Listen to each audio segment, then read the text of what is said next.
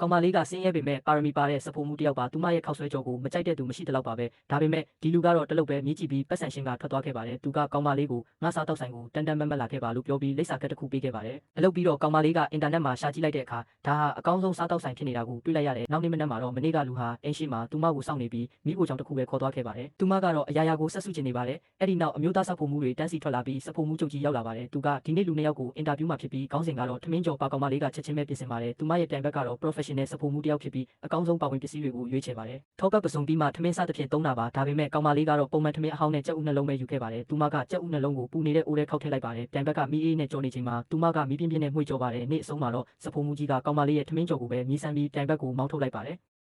စဖိုမှုကြီးကကောင်မလေးရဲ့လေပင်နာအထိကပ်ပြီးအနက်ရှူလိုက်ကရေချိုးပြီးအဝတ်စားလဲဖို့ပြောပါတယ်ယူနီဖောင်းနဲ့ပြီးတာနဲ့ချက်ချင်းအလုပ်ဆက်လုပ်ရပါတယ်စဖိုမှုကတခါပဲတရုတ်ပြပြီးကောင်မလေးကိုလှုပ်ခိုင်းပါတယ်အကောင်းဆုံးဝိရအမဲသားဆိုတာဓာတ်ကင်နဲ့ကျွမ်းကျင်မှုကိုစမ်းသပ်တာပါအထူးလုံးလို့လည်းမရအပားလုံးလို့လည်းမရပါဘူး